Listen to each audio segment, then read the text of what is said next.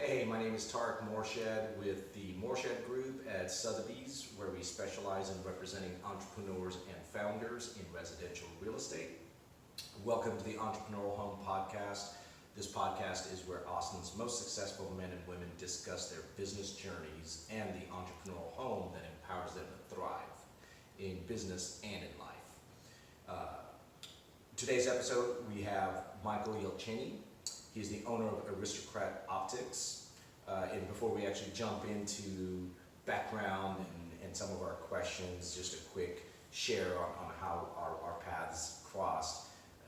My daughter and I, we do a martial arts class basically each Friday together right off of Bee Caves Road in Westlake. And we were leaving one day, and on multiple occasions I saw this little eyewear store, looked like a really boutique kind of experience right next door. And looked like there were some interesting frames, and I thought, well, maybe one day I'll pop in. Well, one day we did pop in, and ended up meeting Michael, and it was just real simpatico right away. It just felt really good, and as we were talking, my sensei, our sensei from the martial arts class, both of them, they saw us in there, they opened the door. And not that I already didn't feel really great about you as a human being and as a business person, and I could tell you were just doing things the right way, but our senseis say something along the lines of, hey, this man has the most amazing taste, and he is such a great person, and his product's amazing, our whole family uses him. And in my mind I remember thinking, well, my senseis and senseis in general tend to be pretty peaceful and very reserved persons, right? And if they're, being a raving fan for you in front of you, then that really said something to me, right? And so, not that I wasn't already convinced, but that kind of sealed the deal for me. And also my personal experience was amazing. Guys, these lenses that I actually have on today, they're bifocals.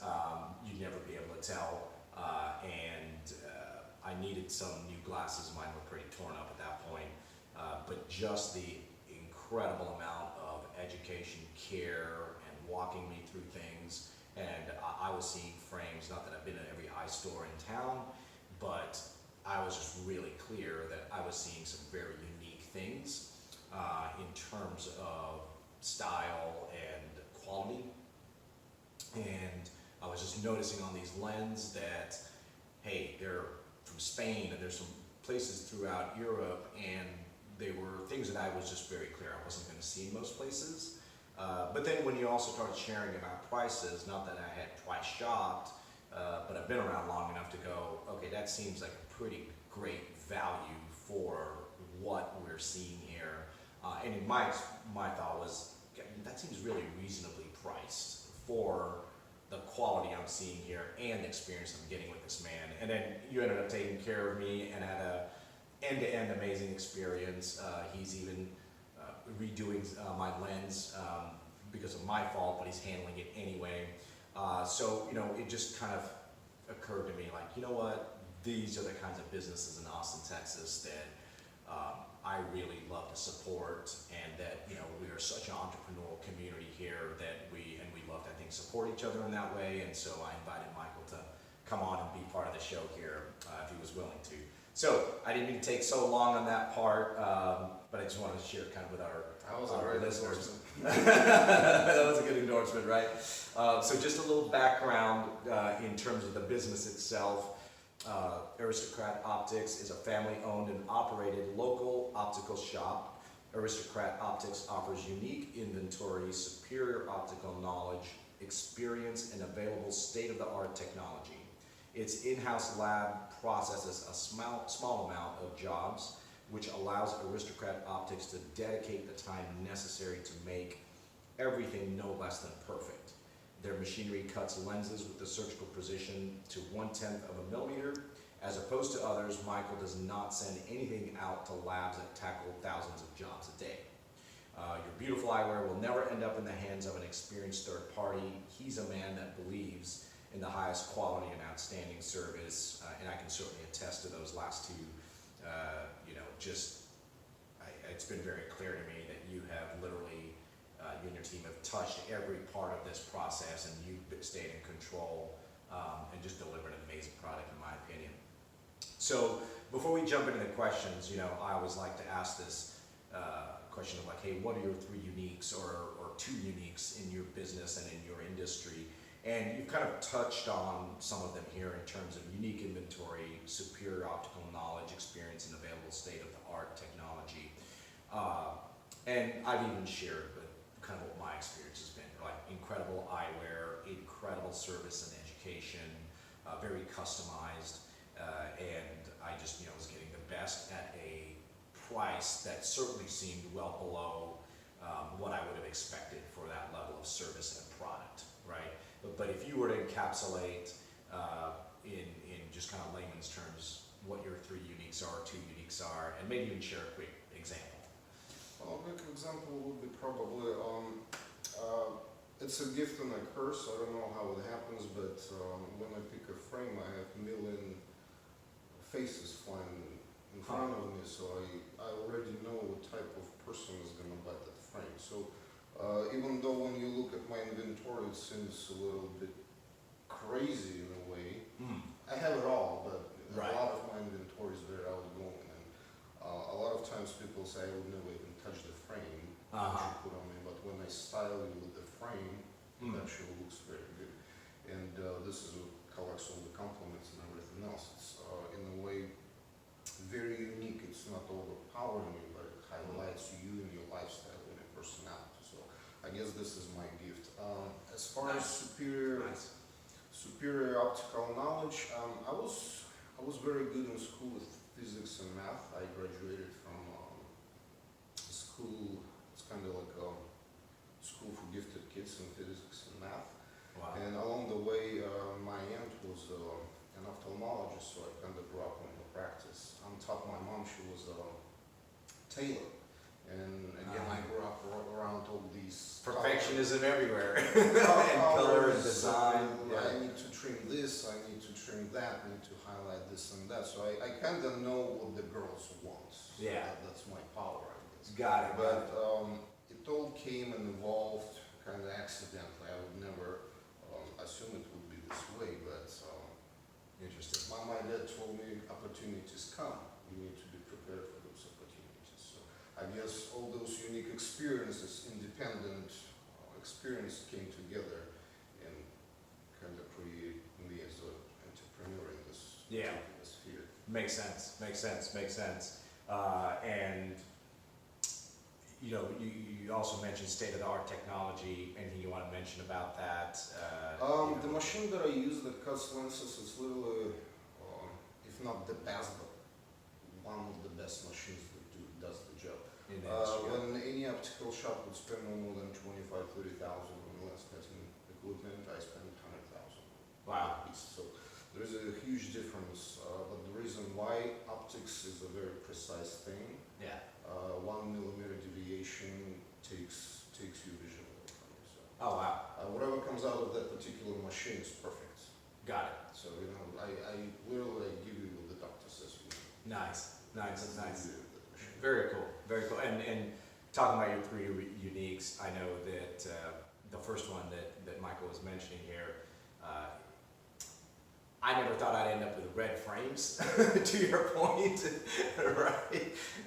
But you actually threw out several, and they all actually looked surprisingly right on me. But then when I put these on, I was like, wow, these feel really great, and I would have never chosen them because I would have never thought I would choose red frames for myself. So to your point, absolutely, you really almost have that gift, like you were saying, as a unique. So. All right, so let's get into some of our questions. Oh, and by the way, I'm just going to ask you to speak up just a little bit on the volume, just to make sure that our listeners are hearing you clearly. So, number one, hey, tell us about your entrepreneurial journey. How you got here, where it started, and what have you found most challenging along the way? The journey probably had started in my childhood. In Soviet Union, that's where I was born, unfortunately. Well, over there, making side money was punishable. So Oh, wow. basically, to make money, you had to go and work for the government establishment. Interesting. Any deviations where you go into side money were punishable by prison and horrible consequences. So Wow. I didn't know that. Wow. at that time, when I was literally 5, the family was poor, very poor, very poor. Even though my dad was a pilot, so we had to come up with solutions and ways to please ourselves as kids, like make our own toys. And if we wanted an ice cream, we had to do something to get the ice cream. Got The first experience, I sat down, I had no way of getting the money, so I decided to make money. I was going to a music school, and I was playing accordion, so I just grabbed one of my buddies. We went around the apartment building, just told the parents we're going to do a little concert. And, that's hilarious. we brought all the kids, and at that time we made over a ruble, where an ice cream was about 20 cents. Okay. So that was 5 ice creams right there. So I was looking at it. A ruble bought you 5 ice creams. Yeah, Okay, exactly. got it. Two was that was something that would never happen, like without that particular idea. So I kind of that was probably the very core, the very beginning, that coming up with a way of making money using your talents. Got it. That was probably the seed. How I got in this particular industry, again, I would never assume I would end up doing what I'm doing, but this is probably the best that happened to me. My dad was pushing, that was his way of getting out from the system, education. He's my hero, and I look at him with admiration still. Nice. He's not with us anymore, but his way of telling me how to get out and beat the system was education. So there was kind of an artificial thing behind me, constantly giving me the direction. Got it. I graduated twice with 2 masters. The first one is in political science, and the second one is in public administration with emphasis on urban development. Wow. Interesting. I worked for the federal government for quite a bit in human resources, and I guess the biggest thing was switching the industries. But I always gravitated towards fashion. As I told you, my mom, she was a tailor, and I grew up around what girls want and need. I saw the sizings, colors, and ever since I remember myself. And also my aunt, she was an ophthalmologist, and my mom was dumping me into her practice whenever she couldn't handle me or whatever. So I grew up in both environments. I see. When you spend enough time, you observe it, even without thinking. Yeah. Also, what helped me, I graduated, as I said, from the school for gifted people in physics and math. So optical part for me is a natural swimming pool. Got it. And those were just skills on the side that I accidentally obtained through my life. But when one of my friends who has high-end optical business introduced me to it, I helped him out in the store where a couple of opticians were struggling finding a frame for a gentleman. He looked really sad, so we were partying actually at the store, but I just dove into a drawer and pulled out a pair of glasses, and he said, I'm buying it, I love it. Nice. My friend was really surprised, so we went to another store of his, and the same thing pretty much happened with another lady. And by the end of the party, he asked me if I want to work for him in the sense, but just be my own boss. Got it. So he said, I will give you the store, do whatever you want in the store, just do an X amount of sales, and just be your own boss and live your perfect life. So Interesting. Yeah, when I told my wife about it, she was horrified. She was like, "You're gonna do what?" And was this here in the States, or is this still back home? No, that was in the States already. That was, okay, so you guys had already migrated over here at that point. Got it. Right. Okay. I moved in 2001, so it's about 18 years. Okay. So. Got But the story started happening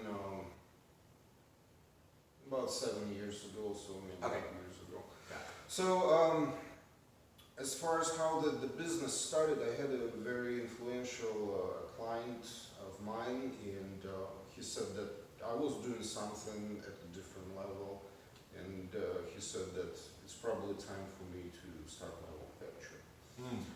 At that time, I potentially kind of dove into the business with the idea that I like it, and I like it so much that I've never liked anything like this before. Interesting. So for me, that was a very natural move, but he was the catalyst. He propelled me to do it. Hearing it from the nationwide known person that I have something that no one else has and people will be ready to pay money for it, I was like, well, maybe I should consider it. He said that don't worry, I will help you out too. I will send you a couple of people that will support you as the first clients. Nice. Well, yeah, that was nice. And when I introduced the idea to my wife, she was a little bit not happy about it. But what started happening, we would go out somewhere, and people that dealt with me in the store, they would come up to me and say thank you. When she saw quite a few of those separate situations, she was like, that's wild. I've never seen anything like this before. Interesting. And she's a great help. She's been with me in every situation, and she's a great support. So Nice. most of what happened because she's my support. Nice. Even though she said I'm total nuts, Of course. what I'm doing doesn't make any sense, but she said, knowing you, I know that you're friendly with your head, so Yeah. just probably do it. So Sure. I would be probably right saying that every successful business is accompanied by multiple failures. Not all of them, but 9 out of 10 probably fail miserably somewhere at the beginning. I'm not an exclusion. So I started small, but I invested a significant amount of money into this equipment. I actually purchased it before I opened the store. I started small, and the attempt to do it online failed, Got it. so to speak. That was kind of tough to look in my wife's eyes and tell her that nothing came out. I'm sorry, I just dumped half of our savings into it.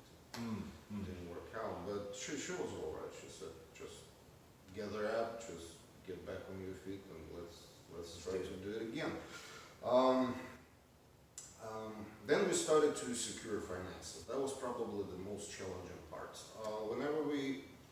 It started with the research of the area where we wanted to do business. I didn't want to step on the feet of my friend, because it's kind of very unique niche, and oversaturated market can produce bad results for That makes sense. bad In results any, for absolutely. both of us. And Sure. you know, from just a human standpoint, the guy who showed you the business, and you can look at Absolutely. examples and Yeah. grab the clients, it's not a good thing. So we decided to just find an area where we could do it. There was probably a good 1.5 year research, demographics, incomes, and instead of taking vacations, me and my wife would just fly to the city. We would drive around and see what the city is all about. We would visit optical shops, see how it performs, like talk to the owners. We actually would introduce ourselves and ask for an advice and all that good stuff. Wow. So there was probably a good 1.5 year, if not 2 year research before we committed to something. The first venture was in Dallas, and me and my brother-in-law, we just had so different views of how the business needs to be done, that we decided to go away from him. Got it. The business. And then at that point, that's what landed you in Austin. Austin, actually we voted Austin out 3 times Interesting. with my wife. the area was kind of empty. The building, we looked at the building several times, but we decided that it's probably not a good place. But you know, when you travel around and people tell you you have to have at least $2 million in your account and they give you raw shell to do it out, $30, $40, $50 per square foot. It's a little bit pinchy. And when you look at the 2,000 square foot place, you know, you just look at your finances. It doesn't make any sense. Makes sense, yeah. And well, we decided to commit, and we actually sold our house and everything. We put everything that we had on the line. All in. All in. Okay. All in. Got it. Again, to do that, you have to know what you're doing. Sure. And if you just have an idea and sell your house and abandon your life and jump into it, and Right. statistically, 60 to 70% of businesses fail in the first year. Absolutely. So you know, just it's not an advice that if you have a dream, you have to be reckless. I think of myself now that I was really reckless with my decisions. But you have to know what you're doing, and you have to be the best in your industry. This is the only way you can start your own business. Yeah. If you want to do something mediocre or mimic somebody, then you're gonna get into those 60-70% of things. Yeah. I would agree. So that's how the business pretty much started. The landlord was super supportive. So he was so nice that he allowed me. He gave me the opportunity to conduct my business at his place. Wow. There was a long road to even build the store, but well, we actually thought about claiming bankruptcy twice. Wow. The first time when we got the bad contractor, and well, we unfortunately had to switch to lawyers, and that was a nightmare. And my wife, she was 8 months pregnant at that time, so wow. she shed a lot of tears, and that was very painful. Super painful experience. So I had to actually turn into a contractor myself. I had to learn all the codes and everything else in collaboration with engineers. Right. Yeah. That was painful. It's like I literally have tears in my eyes when I think about that. But when we built out the gorgeous place, I was sitting in the store for 2 months without a single person in the store. Wow. So what I started doing, just to entertain my mind and not to go crazy, I started making glasses for free for my neighbors, just to let them experience what I can make. I thought at that moment, I thought about that propeller who pushed me into the business and gave me so much confidence. I was like, where's your help? Didn't want to call him, you know, he's a man of his word, and I hoped for it. Right. But 2 months, not a single soul in the store. Wow. So again, my wife had a small kid, and we started discussing probably another way of getting out from the business, claiming bankruptcy. Got it. Tough time, but then Lord had mercy, and that guy sent his first friend to the store. Got it. From that day, it actually started producing something, bubbling, doing something, and my beloved neighbors, Sensei Jonathan, I made a pair of glasses for him so he can speak Right, his experience. soul. Right. So, you know, I've been very fortunate with my neighbors. That was another blessing. So Interesting.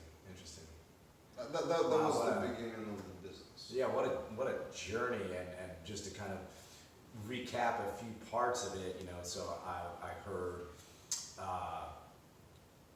you know, when you have a really unique product or service, really understanding that and going for it, which I think that's so critical in any business is, you know, what truly makes you unique, and then how are you going to go, you know, are you going to go for it at that point, which you did, and obviously it came from a trusted resource, but still, there's a huge risk for entrepreneurs to still go for it, even when you have a unique thing. So I kind of heard that and just wanted to presence that a little bit, but also, the failure.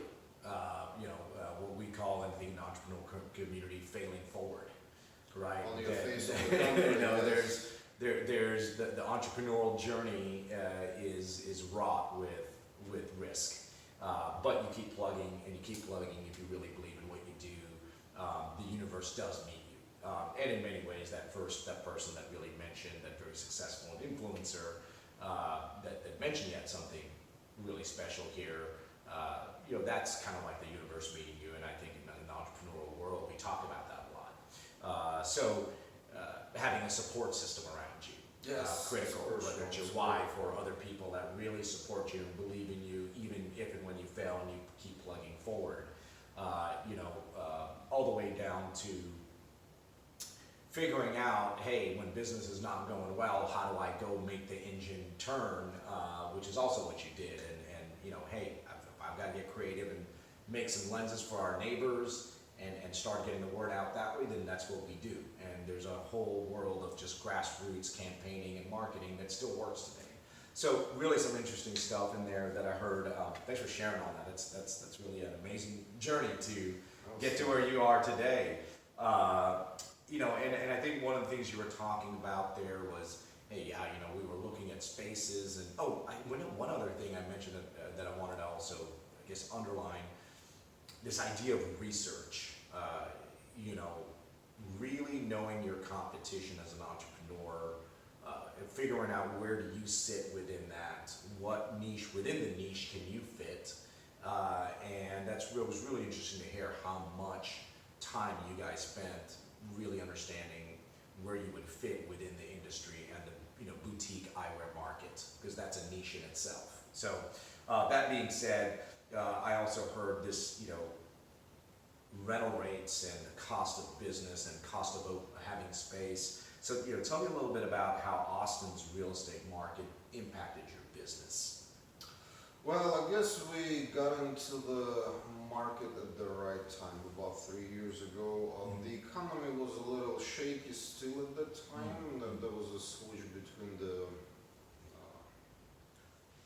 the 2008 and a better economy. Right. So we kind of got not on the top, but It was kind of flat. What we had in mind, basically, I came across the statistics that 20 million people visit Austin. So you don't have a stable market. You always have an exchange of people. I always like to win the neighborhood and then kind of spread the influence, but Got it. real estate, it's more of a home style, especially in Westlake Hills.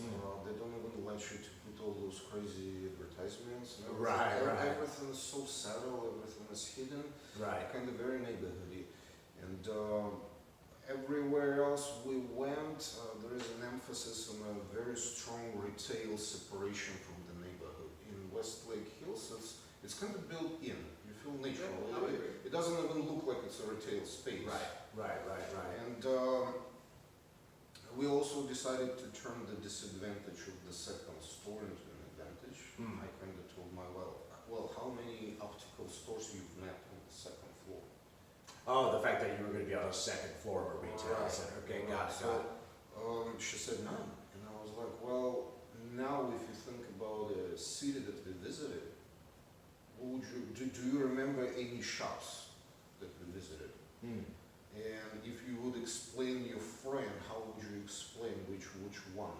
Oh, got it. I like So if you Right. would mention those on the second floor, there would be no mistake.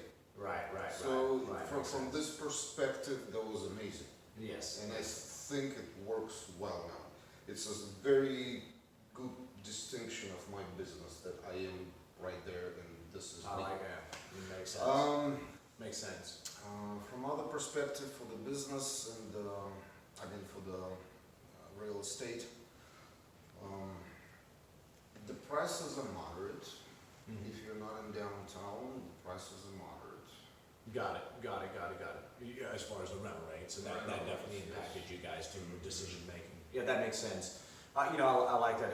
It sounds like you guys looked at the real estate landscape here in terms of your business, and you decided, hey, we want to be in an area that fits our style and who we are as a business a little bit more. So Westlake Hills and kind of seeing retail centers that kind of incorporated more of a part of neighborhood feel is what really fit your business concept, which I think that's very important as entrepreneurs when we think about where do we work out of, where do we put our business or our retail front, what really fits us in our personality as a business and our culture. And then also balancing, hey, what are the rental rates, right? Because we need to be mindful of where we start as a business in that way. So that's really cool.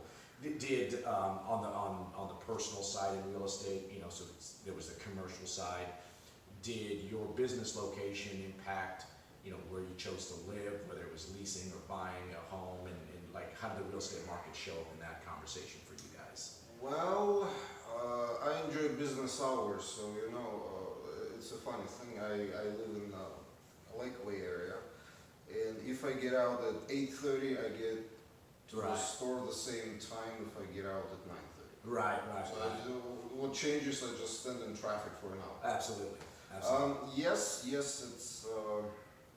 it's a big deal. So anything probably further than 20 miles would be a little bit tough to.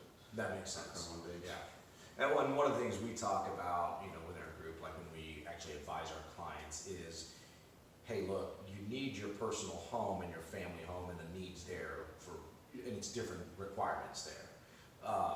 However, if you don't map in your business and where it's at and how long it's going to take to get there, for the entrepreneur, it's even, I think, 10x more important on location of where your business is relevant to where you live, because that hour in traffic for the entrepreneur is a lot more costlier than the hour for someone who's not that it doesn't impact everybody, right? But you as an entrepreneur, that hour you're wearing 5 different hats as a business owner. If you can't be productive, that's massive, right? So. And one day I want to become a big boy and move to Westlake Hills. Got it. I want to walk to Westlake. That's right.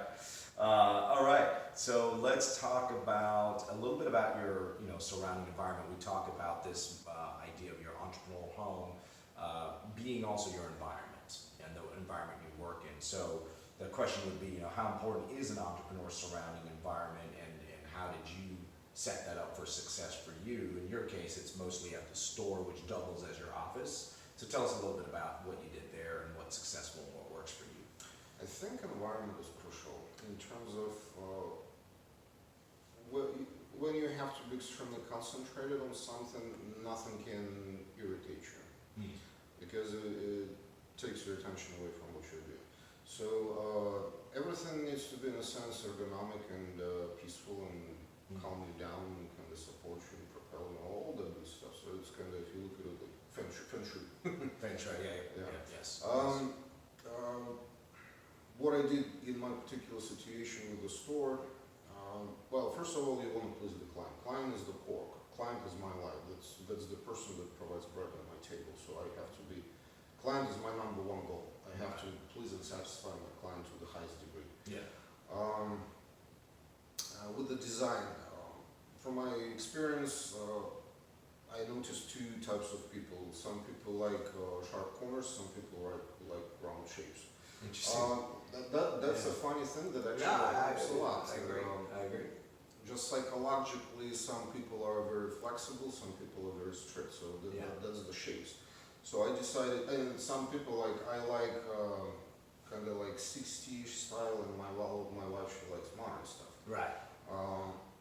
Her choice of furniture in the house can depress me if I let her to a full extent. So we kind of try to combine the styles, and that's been our constant clash. Got it. What I decided is to kind of make a sandwich. So I put round shapes on the top, and it's kind of like antique. At the store? Okay, got it. And very modern furniture. So it's kind of like two things together. Interesting. So now any type of client comes in and they feel a little more comfortable. Got it. with that in particular. Got it. And it still works for you to be in that working environment in a way that really supports your creativity. I and so did it on. the way I liked it, but Right. I also combine things Integrated. that Makes sense. satisfy any type of clientele. That makes sense. No, that makes sense. All right. Yeah, and it sounds like you actually, because you were so purposeful in how you set up your working environment, that it really does impact your productivity in your work, whether it's with a client or when they come to the store or no one's around and you need to work on other parts of the business. So it's really important to be mindful like that. Okay, so closing question. What have you learned in your travels that impacts how you do in business today, how you do business in Austin today? And I thought this was a perfect question for you, given your international background and your travels in life. Austin and Texas in general, people will tell you exactly what they think about you, about your business, and what you do. Right. So how you do business, number one, you have to be honest. Yeah. That's number one. Number two, you have to be the highest level professional. People in Austin specifically, they, especially in Westlake Hills, people do not mind paying money, but you have to deliver for that money. Yeah, right. Those are probably the two core things: be honest and do the best. And would you say that would be same core principles, from the fact that, hey, you've lived in the Soviet Union, you've seen a lot of the world in many ways. Would you say that translates across the world, or is that very specific to Austin and from what you've seen? From Soviet Union, I've learned what not to do. You got it. Yeah. As far as international experience, I have a very mixed clientele in the store, and actually, it helps me to get in a very good contact with different backgrounds. Different backgrounds, like Americans who were born in the United States, we have a kind of a zone, a long zone that you're not supposed to cross. International people, especially from Asia, it's nose-to-nose proximity. Interesting. So I've seen it all. I've been around. I've seen it all. So I can find a common ground in the fact that I appreciate and value other cultures. Yeah. Lets me get in a very good contact with people. That makes sense. Right, I think that's an important business lesson in itself, right? So, cultural mores, cultural norms, and understanding that as a business person, as an entrepreneur, and how do you integrate that in your client-to-client relationships, conversations, meetings, and so on. So, it sounds like you've had a really great breadth of historical context around that and background that really helps you here in Austin, where we do have a lot of different cultures and kind of a growing international community. So, lesson taken, I guess, or what I'm hearing is, really understand those cultural norms, because even within the United States, there's certain conduct in terms of personal interaction that is pretty impactful and can make a big difference. You can very easily be very offensive to other people. Right, and you had no intention of doing so. Yeah, absolutely. Exactly. Excellent. Man, this has been really enlightening. I feel like have understood the optics world in a whole different way, but also just really learned a lot of and been reminded of a lot of entrepreneurial lessons along the way that we all, I think, either have learned personally or need to get reminded on. So really appreciate you just sharing as much as you did and to the depth that you have for me and all our listeners. And just kind of in closing, why don't we do a quick share on your website and where people find you, if you guys are on social media or not, and so just maybe share a little bit about that real quick. What's your website address and if you're on social media? My website is aristocratoptix.com, and Optix spelled Optix. We also have a Instagram page where we share the photos of I think, great photos of our Yeah, there's some really great stuff. I noticed. successful fits, so Yeah. you can see the examples of my work over there. And we also have a Facebook page, just Aristocrat Optix. Got it. Am I on one of those by any chance? You're on Instagram. Oh, I didn't know that. I was asking I didn't permission. know that. I was asking permission. Okay, cool. I gotta go check that out. So anyway, and guys, thanks for joining us here today. As always, just again, thank you for being here, and really appreciate all the value you brought. And everybody, if you wanted to listen to past podcasts or future podcasts, they're all housed at www.tarekmorshed.com. That will change soon enough here to the morshedgroup.com, but we'll keep you posted on that. And then also our social media platforms, LinkedIn, Instagram, and Facebook. So with that, thanks for joining us as always, and we'll look forward to seeing you guys next time.